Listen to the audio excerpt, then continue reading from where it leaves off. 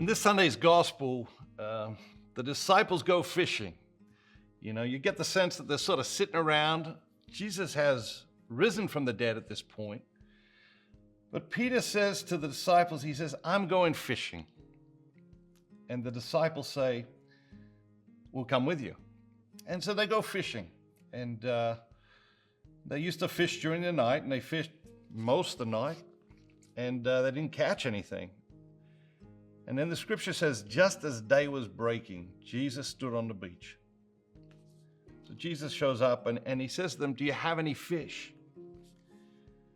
They say no. He says, cast the net to the right side of your boat and you'll find some. And of course, this is one of those instances where they catch so many fish, they almost sink the boat. So they catch these fish, they bring these fish in, and then they come into shore.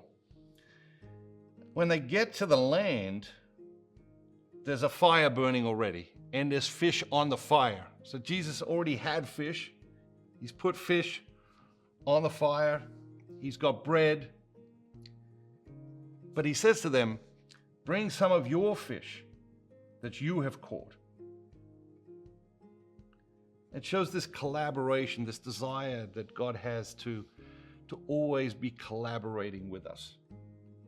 So they bring some fish, and then Jesus says to them, come and have breakfast with me.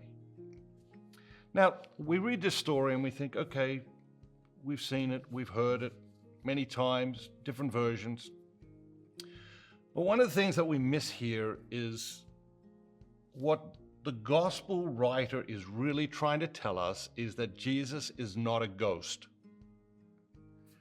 That Jesus rose from the dead, not as a ghost, not just as a spirit, but body, blood, soul, and divinity. And how is the gospel writer doing that? He's saying Jesus sits down and he has breakfast with his disciples. And ghosts don't eat food. Ghosts don't eat. And so that, and all of this, of everything that's going on here, that's what the gospel writer is trying to tell us. He's trying to tell us something that's very, very important about the resurrection of Jesus, and that is that Jesus rose from the dead, not as a ghost, not as a spirit. The disciples were not imagining these visions of spirits or ghosts or whatever, but he was there as a real person, body, blood, soul, and divinity. And as a real person, he was able to sit down with them and eat breakfast. And of course, for the early Christians, this was one of the great proofs that Jesus had in fact risen from the dead, that it was not just a myth, that it was not just a story, but that people had sat down and shared a meal with him. What is it that you believe about the resurrection of Jesus? What is it that you believe about the resurrection of Jesus? Have you ever really thought about what was the resurrected Jesus like? How was the resurrected Jesus different to the Jesus that was crucified on the cross? How was the resurrected Jesus the same as the Jesus that was crucified on the cross? In early Christianity, these seemingly small things, these nuances were critically important to build the defense of the resurrection of Jesus. They remain important today, but very often we read straight through these things when we're reading the scriptures.